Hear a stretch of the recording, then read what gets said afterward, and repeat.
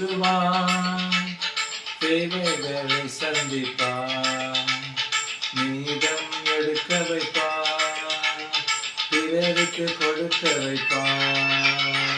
பாடி கொண்டாடுவோம், கோடி நன்றி சொல்லுவோம், பாடி கொண்டாடுவோம், கோடி நன்றி சொல்லுவோம்.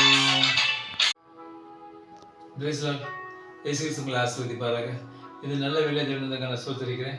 இப்போ கொஞ்சம் வசந்த பார்க்கலாம், அப்போ நம்ம ஜெபிப்போம். சோதராண்டவர் நம்ம துதிக்கிறோம். குருபலவரே நன்றி. இந்த நல்ல வேலை தந்தக்காக நன்றி. வசந்த பார்க்க போறீங்களா, ஆசீர்வதிங்க. கேட்கிறபடிகளையும் அந்த சொல்லுகளையும் ஆசீர்வதிங்க. மறைத்து வழிபடுங்க. இயேசுவின் நாமத்தில் பிதாவே ஆமென். மார்க் 4ஆம் அதிகாரத்தில் அந்த விதைக்கிறவங்களை பற்றி நம்ம பார்க்கலாம். இந்த உலகத்தில் நம்ம எதை விதைக்கமோ அதான் நம்ம அறுப்போம். அநியாயத்தை மற்ற காரியத்தை விதைச்சோன்னா நம்ம அதை தான் அறுப்போம். நல்லதை விதைச்சோம் அப்படின்னா நல்லதே நம்ம அறுப்போம். எங்க மார்க் 4ஆம் அதிகாரத்தில் 3ஆம் வருஷத்துல பார்த்தோம் அப்படின்னா, கேளுங்களை விதைக்கிற ஒருவன் விதைக்க புறப்பட்டான்.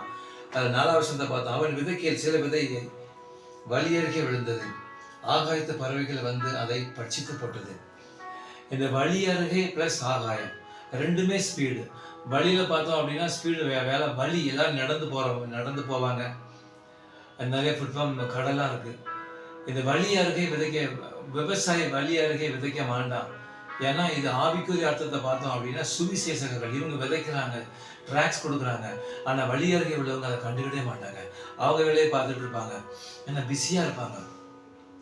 அவங்க பிஸியாக இருந்த உடனே தேவனுடைய வார்த்தை அவங்களுக்கு கிரியை செய்யறதுனால அவங்க எப்படி பிஸியாக இருக்கணும் அதே மாதிரி ஆகாயத்து பறவைகள் ஃபாஸ்ட்டாக வந்து அப்படியே அதை சாப்பிட்டு போகுது. இவங்க எப்படி ஃபாஸ்ட்டாக சுவிசேஷத்தை கேட்காம அப்படி யாராவது ட்ராக்ஸ் கொடுத்தா அப்படின்னா வாங்க மாட்டாங்க. யாராவது நல்ல காரியம் சொன்னால் அவங்க கேட்க மாட்டாங்க. அது கேட்கறதுக்கு பிரயாசப்பட மாட்டாங்க. அதனால அந்த பறவை எப்படி ஃபாஸ்ட்டாக அதை கொத்திட்டு போயிருதோ அதே மாதிரி தெய்வ வார்த்தை அவங்கள்ட்ட வந்து ஃபாஸ்ட்டாக அப்படியே எடுபட்டு போயிடும். அதான் இந்த வழி அருகே விதைக்கப்பட்டவங்க. ரெண்டாவது நம்ம பார்த்தோம் அப்படின்னா சில விதை அதிக மண்ணில்லாத கற்பார நிலத்தில் விழுந்தது. ரெண்டாவது காரியங்கள் இந்த உலகத்துல எப்படிப்பட்டவங்க இருக்காங்க.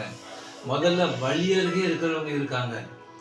அவங்க வேலையே தான் பார்ப்பாங்க, யாரையுமே கட்டிட மாட்டாங்க. ரெண்டாவது பார்த்தோம் அப்படின்னா கற்பாறையில் விழுந்தவங்க ரொம்ப சிலங்க இருவி பேருக்கு பாருங்க. பாறை எப்படி இருவி பேருக்கும் அதே மாதிரி மனசு இருவி பேருக்கும்.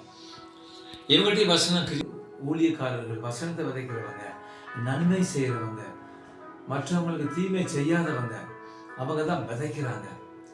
அப்போ இந்த கற்பாறை உள்ளவங்க என்ன அப்படி அங்கீகரிக்க மாட்டேங்காங்க, மனசை ஃப்ரீயா விட மாட்டேங்காங்க. வெளிப்படத்துல பார்த்த ஒருவன் என் சத்தத்தை கேட்டு கதவை திறந்தா நான் உள்ள வந்து அவருடைய வேலை செய்ய கதவு தட்டுதாங்க. நம்ம வாழ்க்கையில் இன்னைக்கு என்ன ஆண்டவர் வச்சிருக்காங்க அதை செய்யும்படியாக கதவு தட்டுதாங்க. ஆனா நம்ம பாறை மாதிரி இருவி இருந்தோம் அப்படின்னா அந்த காரியங்கள் செய்ய முடியாது. நம்முடைய வாழ்க்கையில் நன்மையான காரியம் நடக்காதுன்னு பைபிள் சொல்லுது. ஏன் அப்படின்னா அதற்கு ஆழமான மண் இல்லாததினாலே சீக்கிரத்தில் முளைத்தது, வெயில் ஏறின போது தீந்து போயிற்று. கற்பாறையில வந்து விழுந்த உடனே மண் இல்லை, அதுல லேசா வந்து அப்படி வெயில் வந்தோடனே அப்படி கருகி போயிருது, அப்படி தீஞ்சிட்டு. அப்ப யாரு தன்னுடைய ஃப்ரீயா ஆண்டவருடைய காரியத்துக்கு தன்னுடைய காரியத்துக்கு செய்யாம இறுகி போயிருக்கிறாங்களோ அவங்களால இந்த வாழ்க்கையில ஒரு நல்ல காரியம் நல்லவா ஒரு பிளஸ்ஸிங்கா இருக்க முடியாது. வழி அருகே உள்ளவங்களும் அப்படிதான், இந்த கற்பாறை உள்ளவங்களும் அப்படிதான்.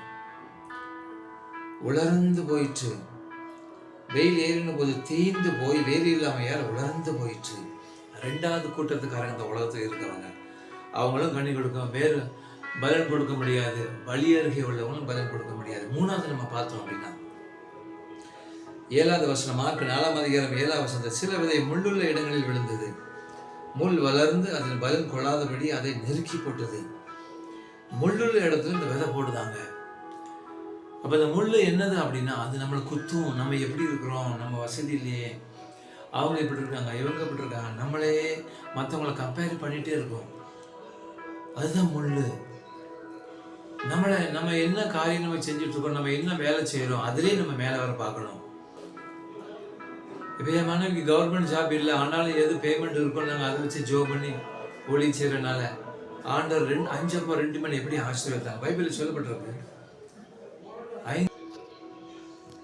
அப்போ மூணாவது உள்ளவங்க நெருக்கி போடுது, நெருக்கும் நம்மளை. நம்ம இப்படி இருக்கோமே, ஹைஃபையா இல்லையே இந்த உலகத்துல. பலன் தரும்படியாக நம்ம இருக்கிறோம். பலன் இல்லை அப்படின்னா இந்த உலகத்தில் நம்ம ஆசீர்வாதமாக இருக்க முடியாது, இன்னொரு உலகம் இருக்கு அங்கேயும் ஆசீர்வாதமாக இருக்க முடியாது. இங்கு விதைக்கிறவங்க பற்றி ஆண்டு சொல்லுதாங்க, இந்த உலகத்தில் நல்லது நிறைய நடக்குது. நீங்கள் ரோட்டில் போனீங்கன்னா பார்த்து போகணும்னு போர்டு இருக்கும், ஸ்லோவில் போகணும்னு போர்டு இருக்கும், ஸ்பீடு பிரேக்கர் இருக்கும், குடிக்காதங்கன்னு போர்டு இருக்கும். அப்போ இதெல்லாம் நல்ல காரியங்கள் எழுதப்பட்டிருக்கு. இதை அனுசரித்து போகிறவங்க நல்லா இருப்பாங்க. அப்போதான் அதை அனுசரிக்காதவங்க மற்ற காரியத்தை நினச்சி நெருக்கப்படுவாங்க.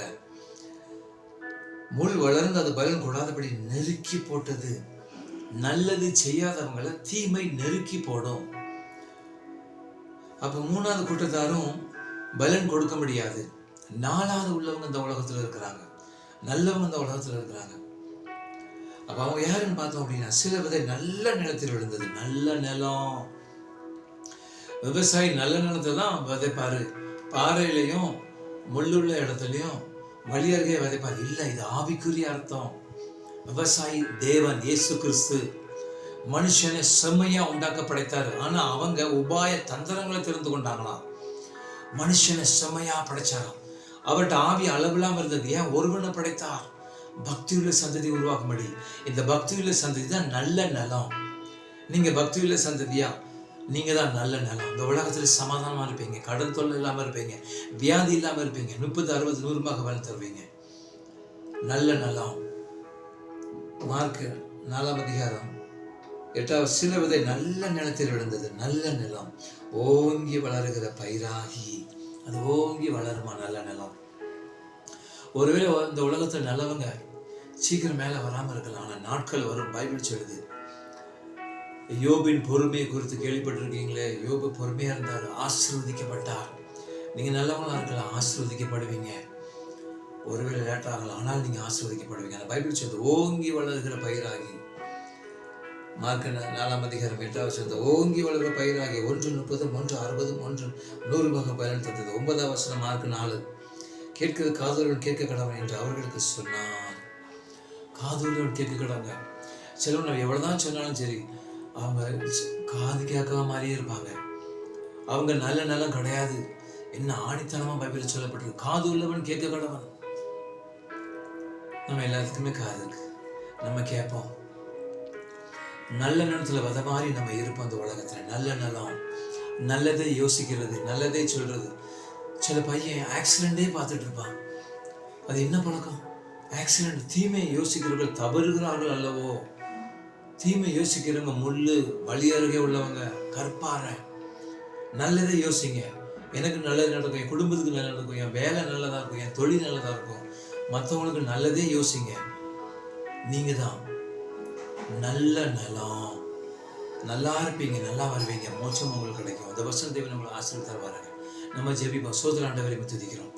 வழி அருகே விதைக்கப்பட்டவங்க, கற்பாறை இடத்துல விதைக்கப்பட்டவங்க, முள்ளுள்ள இடத்துல விதைக்கப்பட்டவங்க, அப்படியா இல்லாதபடி கேட்கிறவங்களை ஆசீர்வதிங்க. நல்ல நிலைகளை விதைக்கப்பட்ட மாதிரி 30, 60, 100 பலன் கிருபை செய்யுங்க. நல்லதே யோசிக்கட்டும், நல்லதே உங்களுக்கு நடக்கட்டும். ஆண்டவரே, வியாதி, வறுமை, கடன் பிரச்சனை மாற்றுங்கய்யா. மனுஷன் முகத்தை பார்க்க நீ இருதயத்தை பார்க்க தேவன். இருதயத்தை பார்த்து அவங்கள நல்ல நலமாக மாற்றி ஆசீர்வதிங்க, பலப்படுத்துங்க, உயர்த்துங்க. அப்படியே செய்யுங்க. இயேசுவின் நாமத்தில் பிதாவே, ஆமென்.